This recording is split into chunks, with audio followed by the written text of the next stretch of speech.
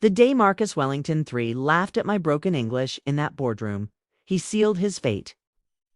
He didn't know that 20 years later, I would become the most important person in his children's lives, the one who would teach them everything their father never could.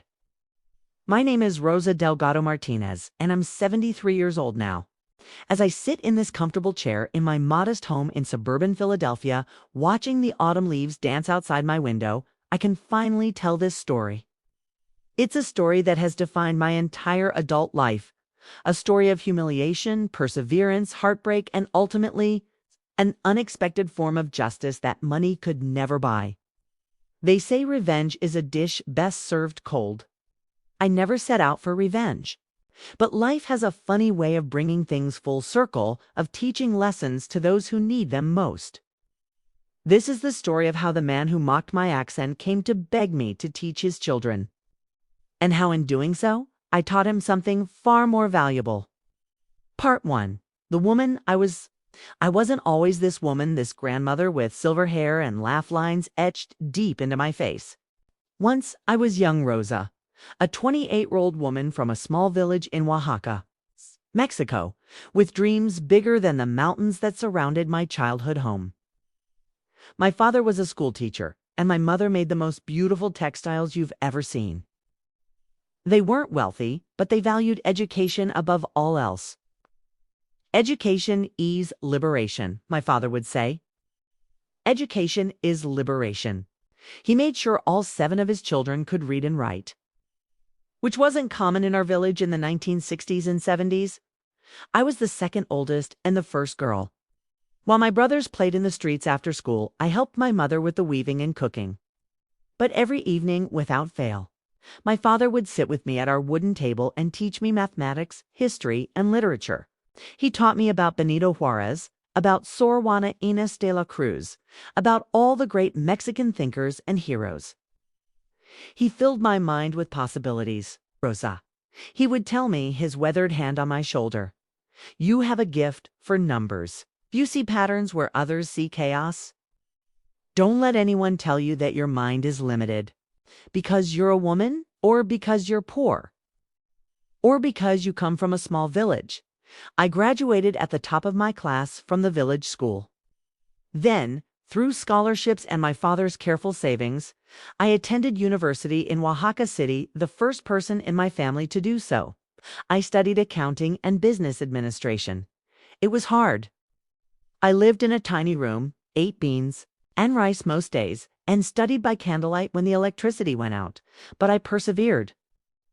I met Miguel during my final year. He was studying engineering, tall and serious, with kind eyes and calloused hands from working construction to pay his tuition.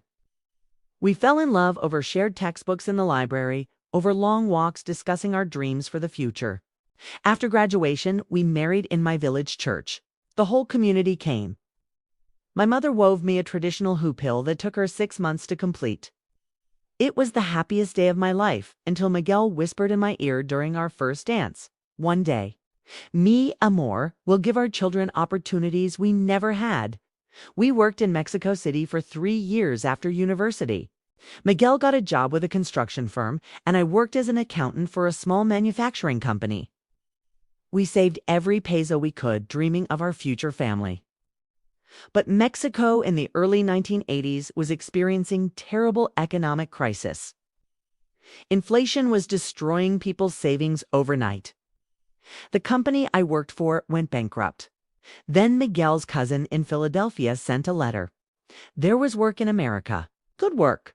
He had connections who could help. We sold everything we owned, paid for the proper paperwork, and in 1983, we arrived in Philadelphia with 2 suitcases, $800, and enormous hope. I was 30 years old. Part 2. The land of opportunity America was harder than we imagined. My accounting degree from Mexico meant nothing here. Companies wouldn't even look at my resume. We need American credentials, they said. Or do you have US work experience? Or sometimes just we else call you before throwing my application in the trash the moment I walked out. My English was adequate. I had studied it in school, but my accent was thick. When I spoke, people's faces would change. Sometimes they'd speak to me slowly and loudly, as if I were a child or deaf. Sometimes they'd just dismiss me entirely. Miguel found work with a construction company. The hours were brutal, the pay was low, and the work was dangerous, but he never complained. It's ease temporal. He would say, "It's temporary. We're building something." I took work cleaning houses. Me, a university-educated accountant, scrubbing toilets and mopping floors. The shame burned inside me like acid. But we needed money. We had new dreams now to bring my younger sisters to America, to buy a house, to start a family. The women whose houses I cleaned treated me like I was invisible. They would talk on the phone about their lives, their problems, their opinions, as if I wasn't there. Or sometimes they'd de-speak to me like I was a servant from a century ago. "Rosa, make sure you dust behind the television this time. Rosa, you missed a spot. Rosa, the cleaning supplies are expensive. Don't use so much." One woman, Mrs. Catherine Brightwell. I'll never forget, her name actually timed my lunch breaks. If I took 31 minutes instead of 30, she'd deduct it from my pay. She had a daughter my age who didn't work, who spent her days shopping and meeting friends for lunch. But I, with my university degree and my dreams, was scrubbing her baseboards. I came home many nights and cried into Miguel's shoulder. "We made a mistake." I would sob. "We should go back to Mexico." But Miguel, patient Miguel, would stroke my hair and say, "No, mi amor. This is the price we pay now so our children don't have to pay it later. We're planting a tree we'll never sit under." In 1984, I became pregnant with our first child. I worked until my 8th month, cleaning houses with my growing belly, my back aching, my feet swollen. The women I worked for made comments about my pregnancy, how I was breeding, how immigrants just keep having babies. My son, Daniel, was born in January 1985. He was perfect. 7 pounds, 3 ounces, with a full head of dark hair and lungs that could wake the entire hospital floor. When I held him for the first time, everything changed. Every humiliation, every sacrifice, every moment of shame suddenly had meaning. "You will be American," I whispered to him in Spanish. "You will have opportunities your father and I never had. You will make this all worthwhile." 6 weeks later, I was back cleaning houses with Daniel in a carrier on my chest. I had no choice. Miguel's paycheck barely covered rent and food. We needed my income. When Daniel was 6 months old, I saw an advertisement in the newspaper. A local community college offered night classes and American accounting certification. The cost was substantial, but if I could get certified, I could get a real job in my field.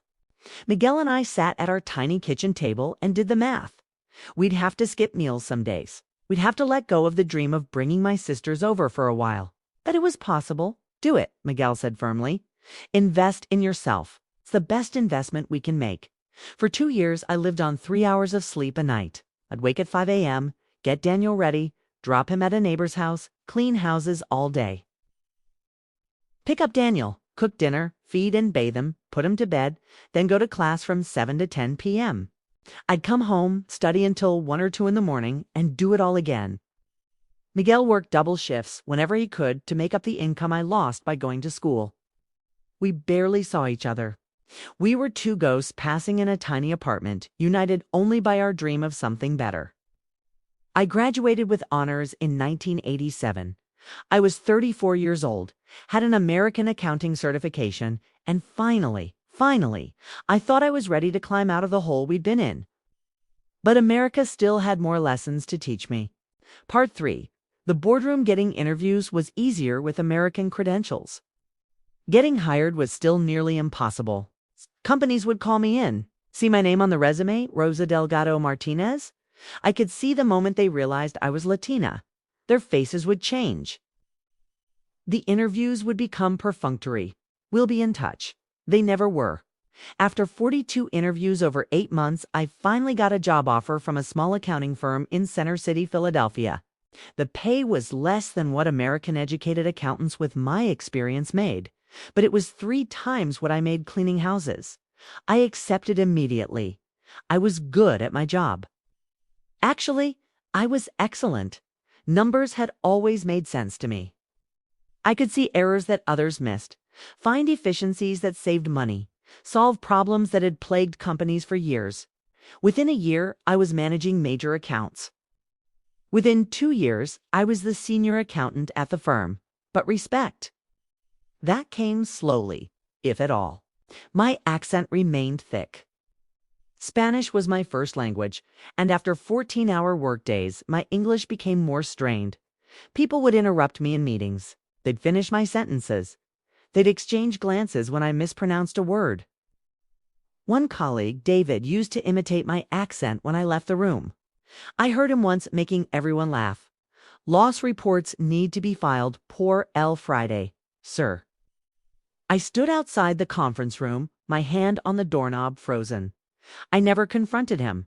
I needed this job too badly. Daniel was thriving. He was 7 years old, bilingual, brilliant in school. We'd moved to a better apartment in a better neighborhood. Miguel had been promoted to foreman. We were building the life we dreamed of, brick by brick. In 1992, our firm was hired to do a major project for Wellington Properties, a large real estate development company. It was our biggest account ever. The partner at my firm put me in charge because I was the best at complex financial analysis. I worked on that project for 3 months, analyzing property values, tax implications, investment returns, risk assessments. My report was 147 pages of detailed financial analysis that would help Wellington Properties decide whether to invest $23 million in a major development project. The presentation was scheduled for a Tuesday in March. I prepared for weeks. I practiced my presentation over and over, recording myself, working on my pronunciation, making sure every word was clear. I bought a new suit with money we really couldn't spare. I had my hair professionally done for the first time in years. Miguel kissed me that morning and said, "You're going to be amazing. Show them who Rosa Delgado Martinez really is." The Wellington Properties boardroom was on the 43rd floor of a glass tower in Center City. The view overlooked the entire city. I'd never been anywhere so intimidating. The table was polished mahogany. The chairs were leather. They were all men wore suits that cost more than my monthly rent. At the head of the table sat Marcus Wellington III. He was 45, Harvard-educated, third-generation wealthy. He had that particular look of American aristocracy, perfectly styled gray-touched hair, a tan from tropical vacations, a watch that cost more than my car, an air of absolute confidence that came from never having wanted for anything. I set up my presentation, my hands trembling slightly. My firm's partner introduced me. "This is Rosa Martinez, our senior accountant who prepared the analysis." Marcus Wellington looked up from his phone. His eyes swept over me, my brown skin, my nervous energy, my modest suit. I saw the judgment flicker across his face. "Martinez," he said. "That's Spanish." "Yes, sir," I said. "I'm from Mexico originally, but I've been in the United States for 9 years, and as long as the numbers are good, I don't care where you're from," he said dismissively, cutting me off. A few men at the table chuckled. I began my presentation. Despite my nerves, I was good. I knew this material inside and out. I walked them through the financial analysis, the market conditions, the risk factors, the projected returns. I had slides, charts, graphs, detailed appendices. About 20 minutes in, as I was explaining a complex tax implication, Marcus Wellington interrupted me. "I'm sorry, what was that?" he said. I had mispronounced depreciation. In my nervousness, it had come out as depreciation. "Depreciation, sir?" I corrected myself. "The property depreciation schedules would depreciation," he said slowly, mockingly, like he was teaching a child. "Is that too difficult?" The room went silent. My face burned. "No, sir, depreciation. I apologize." As I was saying, the property depreciation. "Look," he interrupted again, leaning back in his chair. "I appreciate the effort here, but I'm having trouble understanding you. The accent is quite thick. Maybe someone else from your firm could walk us through this." My firm's partner, sitting at the side of the table, went pale. Mr. Wellington, I assure you that Rosa is the most qualified person to present this material. She did all the analysis, and I don't doubt her math skills, Marcus Wellington said, his voice dripping with condescension. I'm sure she can add and subtract just fine. But effective communication is essential in business. We're talking about a $23 million investment here. I need to understand clearly what I'm being told. Then he turned to me, and what he said next would echo in my mind for the next 20 years. Maybe stick to jobs where the accent doesn't matter so much. Here, housekeeping is always hiring. Several men at the table laughed. Actually laughed. Stood there, frozen, my presentation remote in my hand. My 100-and-40-7- page report that I'd worked on for 3 months rendered meaningless. I felt like I was standing in that boardroom naked. Every insecurity, every humiliation from the past 9 years crashing down on me at once. I couldn't speak. If I tried, I would cry. And I would not give this man the satisfaction of seeing me cry. My firm's partner stood up quickly. "Why don't we take a 15-minute break?" he said, his voice strained. I walked out of that boardroom like I was in a dream. I found the bathroom, locked myself in a stall, and sobbed silently, my hand over my mouth so no one would hear. All of its whole, the sacrifices, all the night classes, all the studying, all the work meant nothing to men like Marcus Wellington III. To him, I would always be just a Mexican house cleaner with a thick accent who didn't belong in his boardroom. When I returned to the conference room, my partner presented the rest of my analysis. They asked him questions he couldn't answer because he hadn't done the work I had. Eventually, they had to ask me directly for clarifications. I answered in as few words as possible. My voice flat, my eyes on the table. Wellington Properties ultimately invested in the project based on my analysis.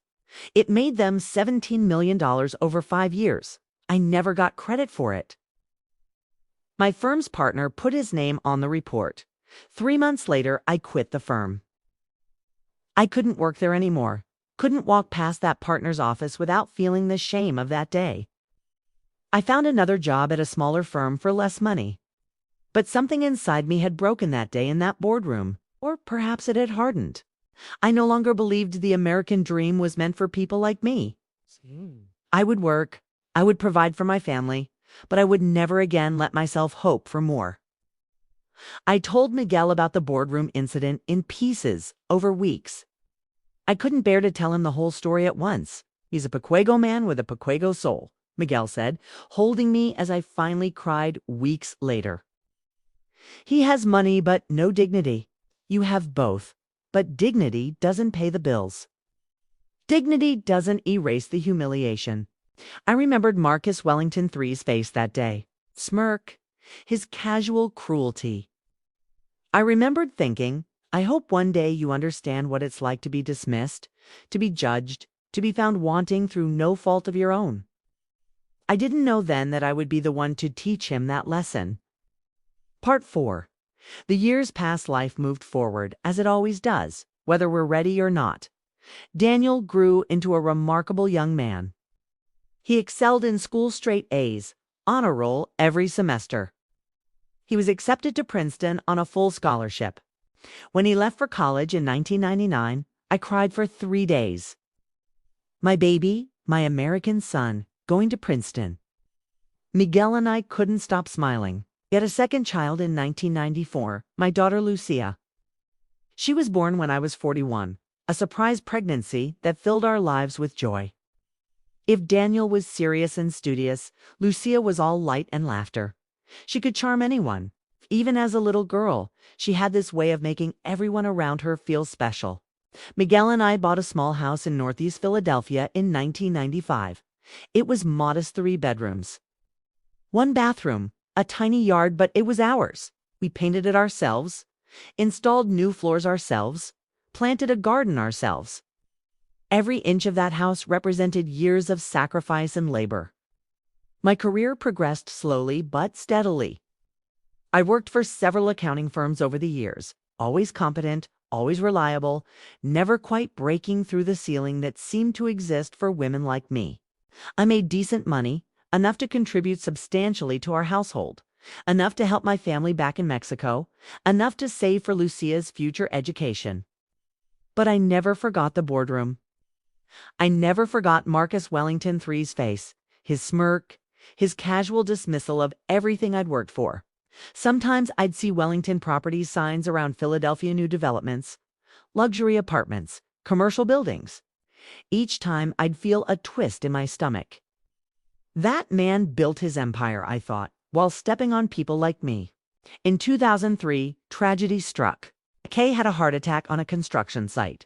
He was 50 years old. They called me at work. Kay, remember the phone call like it happened yesterday? Mrs. Martinez. Your husband has been taken to Temple University Hospital. You should come immediately. I drove to the hospital like a maniac, running red lights, sobbing, praying to every saint I could remember. Please God, not Miguel. Not my Miguel.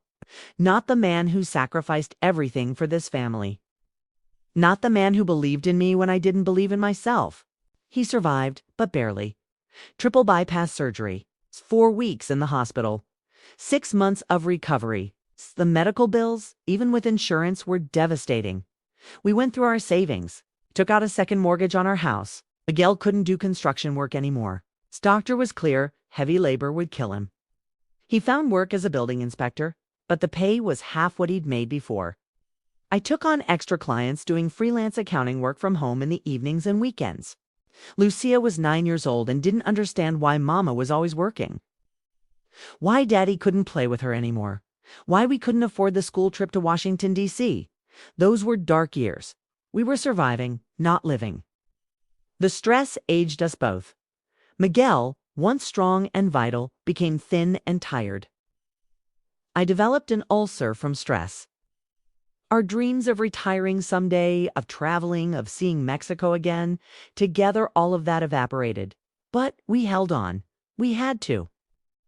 Daniel was in medical school at Columbia. Our brilliant son was going to be a doctor. And Lucia needed us strong and present as she navigated her teenage years. In 2008, the economy collapsed. My accounting firm downsized. At 55 years old with a thick accent and gray hair, I found myself looking for work again in the worst job market in decades. I was unemployed for 14 months. 14 months of watching our savings disappear, of stress, of fear, of Miguel's silent worry about his health insurance.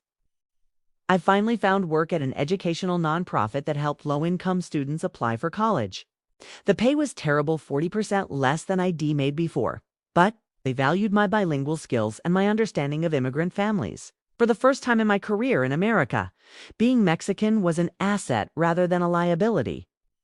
I helped hundreds of students over the years. First-generation college students like I had been. Kids whose parents cleaned houses and worked construction like Miguel and I had. Kids with dreams bigger than their circumstances. I helped them navigate FAFSA forms, scholarship applications, financial aid packages. I helped them believe they could make it. It wasn't prestigious work. I wasn't making 6 figures.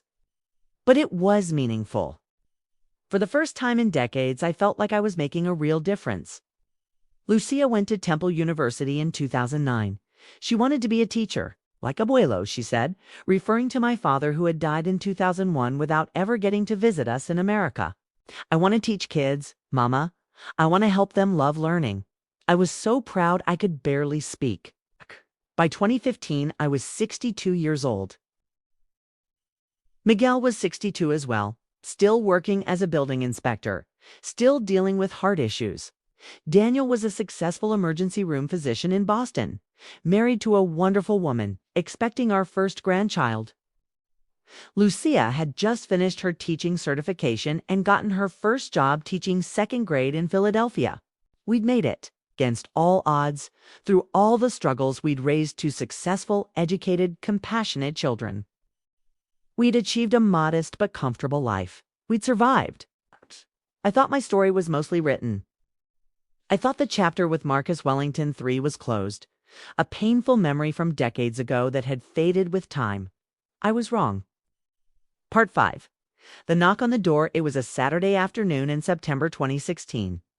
Miguel was napping. He napped a lot those days, his heart medicine making him tired. I was in the kitchen making tamales, listening to Mexican music on the radio, enjoying the late summer sunshine streaming through the window. The doorbell rang. I wiped my hands on my apron and opened the door. A woman stood there, early 40s, expensively dressed in that casual way that only wealthy people can achieve designer jeans. It's a simple silk blouse, sunglasses that probably cost more than my monthly mortgage payment. She looked stressed, tired, desperate. "Mrs. Martinez," she said. "Rosa Martinez." "Yes," I said warily. I didn't know this woman. "My name is Caroline Wellington. I'm so sorry to show up at your door like this. I got your address from the educational nonprofit where you work." I called them, told them it was an emergency, and one of the counselors gave me your home address. "I know that's probably a violation of privacy, but I'm desperate. Wellington." The name hit me like a punch to the stomach. "I don't understand," I said slowly. "I need your help. I need someone to help my children, and I've been told you're the best. Please, can I come in? Can we talk?"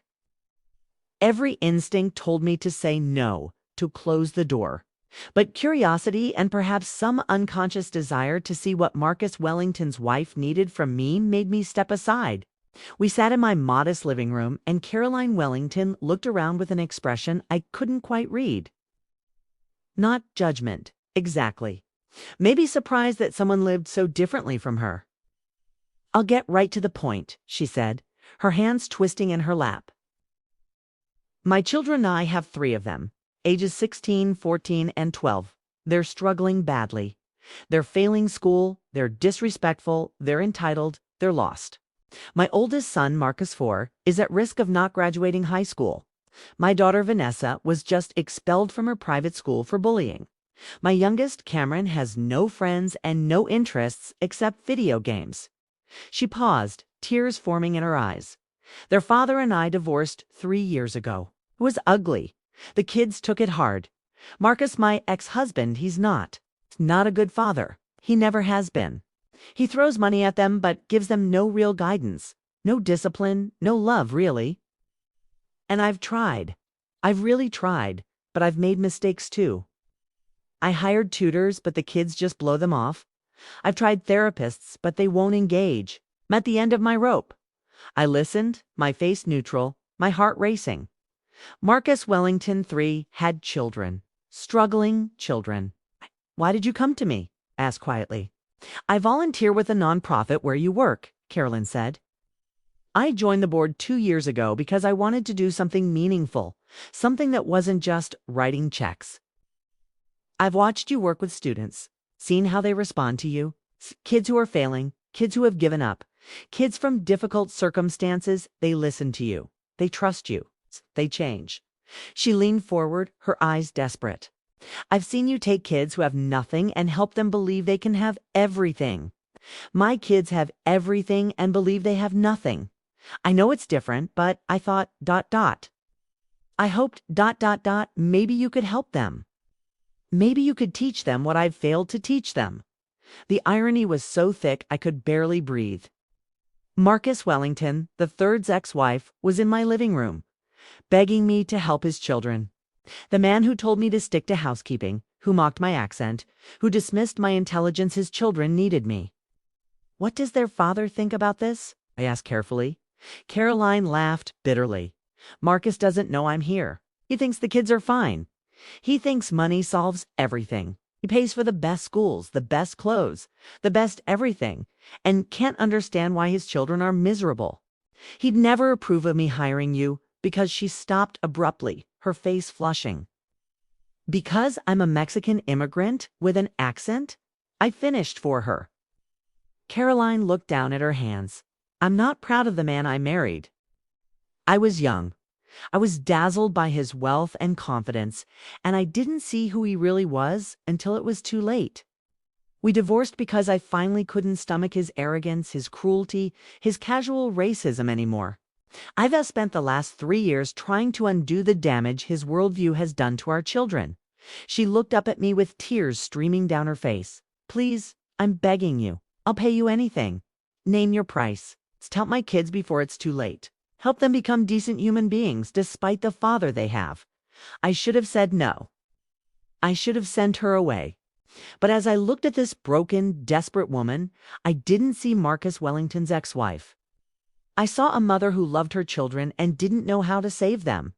And maybe, just maybe, I saw an opportunity.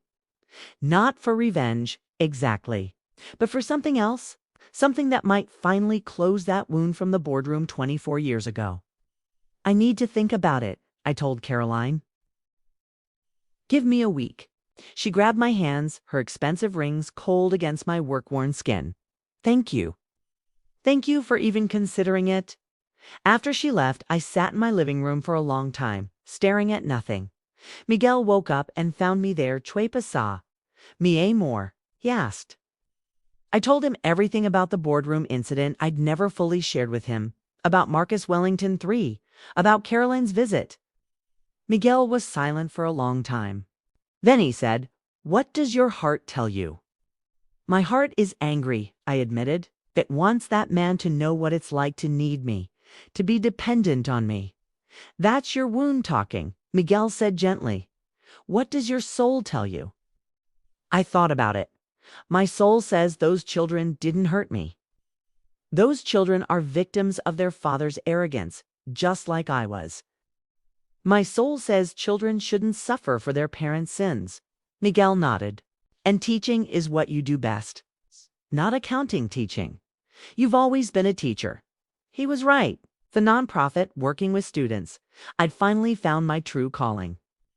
It wasn't about numbers, it was about people. It was about helping young people believe in themselves, navigate systems that seemed designed to keep them out, find paths forward that they couldn't see on their own. "If I do this," I said slowly, "I'm doing it for the children. Not to help Marcus Wellington, not for revenge, for the children." "Then do it for the children," Miguel said. "And let God handle Marcus Wellington." I called Carolyn the next day. "I'll meet with your children," I told her. "But I need you to understand something. I'm not a magic solution. If your children don't want to change, I can't force them. And I will not tolerate disrespect. If they treat me the way their father treated me once, I walk away immediately." "They won't," Caroline promised. "I'll make sure they won't. One more thing," I said. "Does Mr. Wellington know about this arrangement?" "No," Caroline admitted. "And I'm not going to tell him unless absolutely necessary. He'd fight me on it, and I can't afford another court battle." "Then we have a deal," I said. I had no idea what I was getting into. I had no idea that those 3 broken children would change my life as much as I would change theirs. The first meeting was at Carolyn's house, a sprawling estate in Gladwine, one of Philadelphia's wealthiest suburbs. The circular driveway alone was bigger than my yard. The house was a monument to wealth's stone facade. Manicured lawns, a fountain, multiple wings. I drove my 12-year-old Honda Civic up that driveway feeling every bit the interloper I was. But I squared my shoulders, grabbed my bag, and reminded myself I'm not here for the house or the money. I'm here for the children. Carolyn answered the door herself. "Thank you for coming," she said, her relief evident. "The kids are in the living room. I've told them about you, but I'll be honest, they're not exactly enthusiastic." She led me through a marble foyer, past rooms full of expensive furniture and art, to a massive living room with floor-to-ceiling windows overlooking an immaculate backyard. 3 teenagers sat on a white leather sectional, all on their phones, all radiating hostility and boredom. Marcus Wellington IV was 16, tall and lanky, with his father's features and a permanent scowl. Vanessa was 14, pretty in that expensive, way-perfectly styled hair. Designer clothes, makeup applied with the skill of someone who'd been doing it for years. Cameron was 12, overweight, hunched over his phone, refusing to make eye contact. "Kids," Caroline said, her voice falsely bright. "This is Mrs. Martinez. She's going to be working with you. Working with us on what?" Marcus IV said without looking up from his phone. "On helping you succeed," I said calmly. "Your mother is concerned about your education and your future. I've worked with many students over the years, helping them reach their potential." "I don't need help," Marcus IV said, finally looking up. His eyes were cold. "I'm doing fine." "You're failing 3 classes and at risk of not graduating," Caroline interjected. "Because the teachers are idiots," Marcus IV shot back. "Watch your language," Caroline said weakly. I could see immediately what the problem was. These children had no boundaries, no discipline, no consequences. They'd been given everything material and nothing substantial. "May I sit?" I asked. Caroline gestured to a chair. I sat down, set my bag beside me, and looked at each child in turn. "Let me tell you a story," I said. "When I was your age, Marcus, I lived in a small village in Mexico. My family was poor. We had an outhouse instead of indoor plumbing. We ate beans and rice most days. My clothes were hand-me-downs. Shared a bedroom with 3 sisters. By every measure, I had less than nothing compared to what you have. Is this supposed to make us feel bad?" Vanessa said sarcastically. "No," I said calmly. "Supposed to give you context. 'Cause despite having nothing, I graduated at the top of my class. I went to university. I built a life. I raised 2 children who are now a doctor and a teacher. I did all of this through hard work, sacrifice, and understanding that education is the only real wealth anyone can give you." "Good for you, Marcus," Ford said dismissively. "But that was like 100 years ago." "Things are different now." "You're right," I said. "Things are different. You have every advantage I didn't have. You have money, resources, opportunities, privilege. And yet you're failing. Why do you think that is?" The question hung in the air. None of them had an answer. "I think," I continued, "it's because no one has ever taught you the most important lesson. The world does owe you anything. Not success, not happiness, not respect. Those things must be earned." "Our dad says," Cameron started, speaking for the first time. "I don't care what your father says," I interrupted gently. "I'm not here because of your father. I'm here because your mother loves you and sees potential in you that you couldn't see in yourselves. She's just paying you to babysit us," Vanessa said. "Like all the other tutors, your mother isn't paying me," I said. That got their attention. All 3 looked up. "What?" Caroline said, confused. "I'm volunteering my time," I said, making the decision in that moment. "Because I don't need your money, and I won't have your children thinking they can buy my effort. If I work with you, it's because I choose to, not because your mother paid me." The room was silent. "So here's how this is going to work," I continued. "I'm going to offer to help you. I'll tutor you in any subject you need. I'll help you with organization, study skills, time management, life skills. I'll meet with you 3 times a week here at your house for 2 hours each session. And this is non-negotiable. Have to want this. If you don't want to put in the work, if you're going to waste my time, tell me now and I'll leave. No hard feelings." "Why do you even care?" Marcus IV asked, genuine confusion in his voice. "Sticks P?" I said, meeting his eyes. "I believe every child deserves someone who sees their potential. And because I know what it's like to be written off, to be dismissed, to be told you're not good enough. I won't do that to anyone, not even children who have every advantage I never had." Something shifted in the room, some small crack in their armor. "What if we try and we still suck?" Cameron asked quietly. "Then we try differently," I said. "Failure isn't the end, it's information. It tells us what doesn't work so we can find what does." "I'll try," Cameron said suddenly. "I'll try if you really think you can help." I smiled at him. "I know I can help if you let me." Vanessa and Marcus IV looked at each other. Some silent sibling communication passed between them. "Fine," Marcus IV said. "But if this is just more adult BS, I'm out." "Fair enough," I said. And just like that, I was in. Part 7. The work begins. The first month was brutal. The Wellington children were so far behind academically, so lacking in basic study skills and discipline, that I had to essentially start from scratch.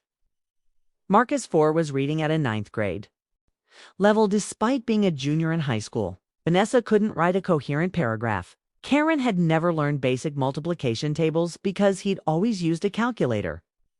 But the academic deficits were nothing compared to the emotional and character deficits.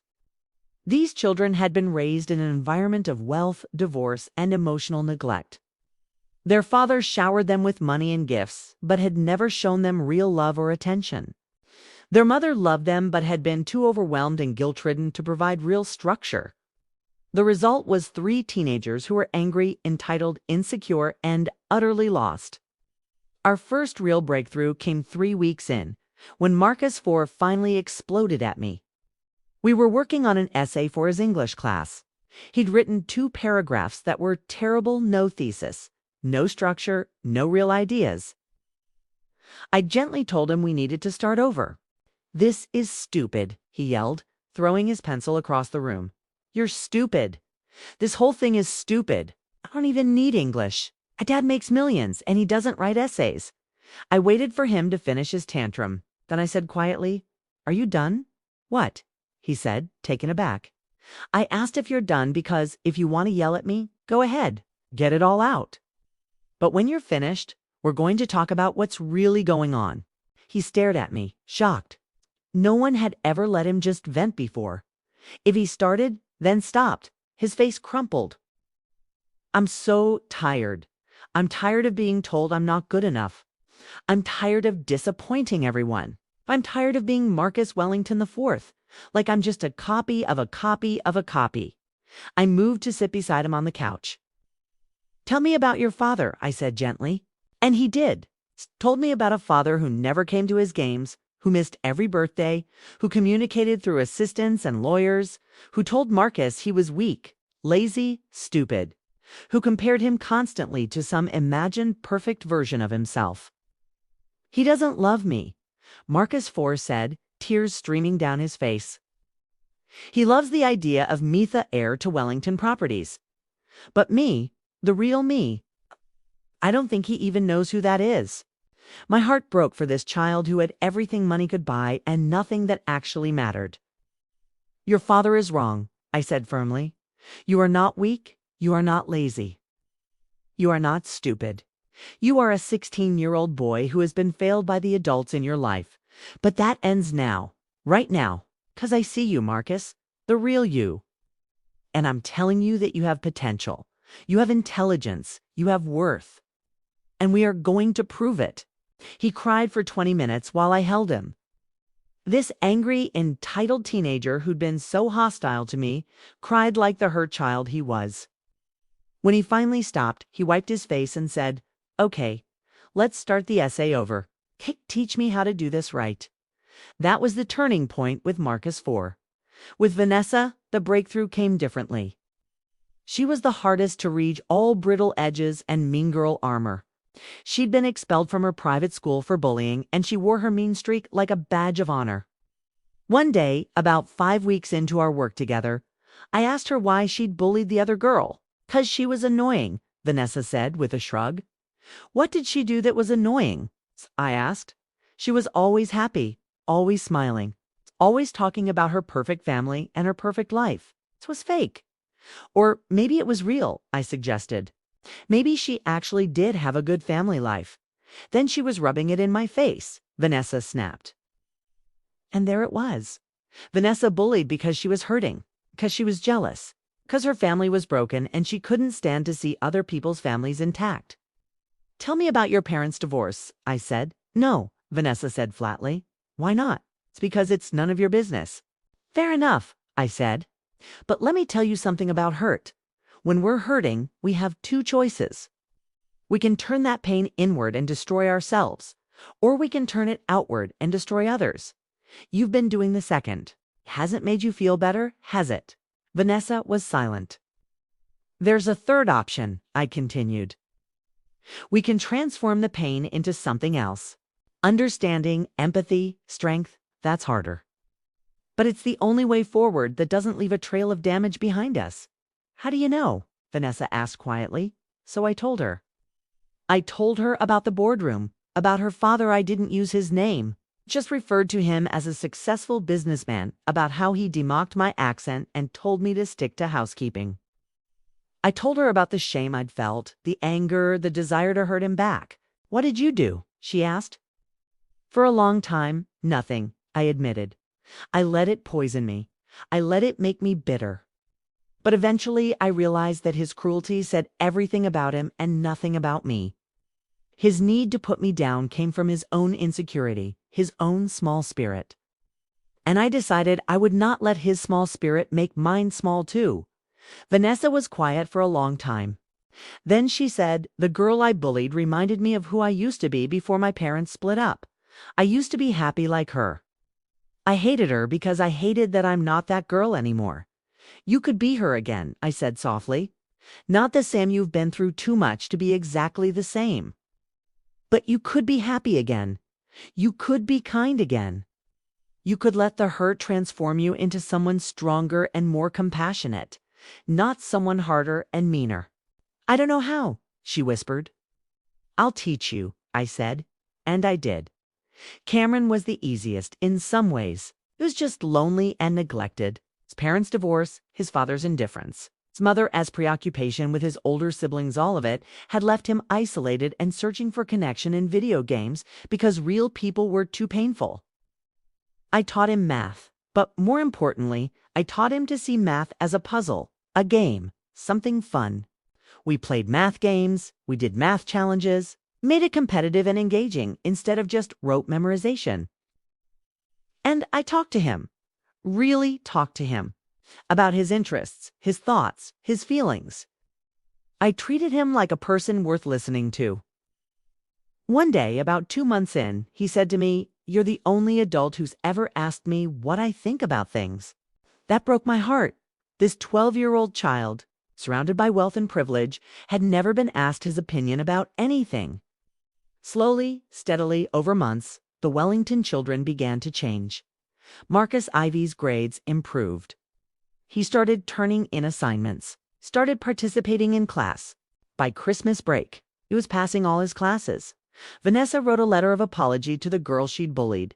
She enrolled in public school, her choice, not her mother's, and started over. She made new friends. She even started volunteering at an animal shelter. Cameron started coming out of his shell. He made a friend at school. He joined the robotics club, started talking more, smiling more, engaging with the world instead of hiding from it. But more than academic improvement, they were becoming decent humans. They were learning empathy, responsibility, gratitude. They were learning that their privilege was not an entitlement, but a responsibility. Caroline was amazed. "I don't know what you're doing," she told me one evening, "but my children are different people. They're the children I always hoped they'd be. I'm not doing anything special," I told her. "I'm just showing them they matter, that someone sees them, that someone believes in them." And through it all, Marcus Wellington III knew nothing. The children saw their father twice a month for mandatory visitation. He'd take them to expensive restaurants, buy them things, and check his phone the whole time. He had no idea his children were being transformed by the woman he'd humiliated decades ago. I thought maybe this would be the end of the story. I'd helped 3 children. I'd done something good. The universe had brought me back into Marcus Wellington's orbit, but he'd never need to know. I'd gotten my silent satisfaction, but life, as I've learned, is never that simple. Part 8. The confrontation had happened in March 2017, about 6 months after I'd started working with the Wellington children. I was at Caroline's house for our regular Tuesday evening session. We were in the kitchen. The kids and I often worked there instead of the formal living room. Felt more comfortable, more like home. Cameron was showing me his robotics project. Vanessa was practicing her Spanish. She'd decided she wanted to learn Spanish to communicate better with her classmates at public school, and Marcus IV was working on a college essay. The front door opened. We all looked up. Marcus Wellington III walked in. Expensive suit, leather briefcase, that same air of absolute confidence I remembered from the boardroom. He stopped when he saw us. His eyes swept over the scene, his children working at the kitchen table, with a Latina woman who was clearly not hired help given how the children were interacting with me.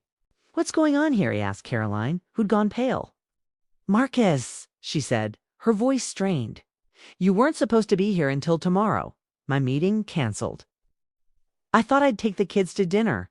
His eyes moved back to me. "Who is this?" I stood up slowly. My heart was pounding. 25 years collapsed into nothing. I was back in that boardroom being dismissed and humiliated. But I wasn't that woman anymore. 63 years old. I'd survived and built and taught and loved. I had nothing to prove to this man. "I'm Rosa Martinez," I said clearly, my accent as thick as it had ever been. "I've been working with your children on their education." I watched his face as he heard my name, as he tried to place it. For a moment, I thought he wouldn't remember. It had been 25 years. I'd been insignificant to him, barely worth remembering. But then something flickered in his eyes. Recognition. Maybe. Or maybe just categorization, another Latina, another servant, another person he didn't need to respect. "You're a tutor," he said, his tone making it clear what he thought of tutors. "Among other things," I said calmly. "Dad, Mrs. Martinez is amazing," Cameron said excitedly. "She's helped me so much. I'm actually good at math now. She helped me get accepted back into school," Vanessa added quietly. Marcus Wellington looked at his children like he'd never seen them before. Then he turned to Caroline. "Can I speak to you privately?" They went into another room. We could hear raised voices, though not the specific words. The children looked worried. "It's okay," I told them softly. "Whatever happens, you three have made incredible progress. No one can take that away from you." 10 minutes later, Carolyn and Marcus returned. Carolyn had been crying. Marcus looked angry. "Mrs. Martinez," Marcus said, his tone formal, cold. "I appreciate whatever you've done for my children, but your services are no longer needed. I'll be hiring professional tutors from established agencies moving forward." "Dad? No." Marcus IV said, standing up. "Mrs. Martinez is the only reason I'm passing my classes. She's the only one who's actually helped." "I'm sure she's adequate," Marcus said dismissively. "But my children need the best." Not he stopped himself, but we all knew what he'd been about to say. "Not what, Dad?" Vanessa asked, her voice hard. "Not a Mexican woman? Is that what you were going to say?" "Don't be ridiculous, Vanessa. This is about quality. It's about you being a racist snob," Vanessa said, her voice rising. "Mrs. Martinez told us about people like you. People who judge others by their accent or their skin color instead of their character or their abilities." Marcus Wellington's face went red. "How dare you speak to me like that, Mr. Wellington?" I said quietly, and something in my tone made everyone stop talking. 25 years ago, you and I met. You don't remember, of course. Why would you? I was insignificant to you. But I remember. He looked at me, confused. "I gave a presentation to Wellington Properties about a $23 million investment. You mocked my accent. You told me I should stick to jobs where the accent doesn't matter. You suggested housekeeping. You humiliated me in front of a room full of people." I watched his face as the memory slowly came back. He clearly didn't remember the specifics, but he remembered enough to look uncomfortable. "That analysis I prepared, the one you couldn't be bothered to let me finish presenting, major company. $17 million. You never knew that because you dismissed me before I could show you the best parts. You never knew that the Mexican house cleaner was actually smarter than half the people in that room. The kitchen was absolutely silent. For 25 years,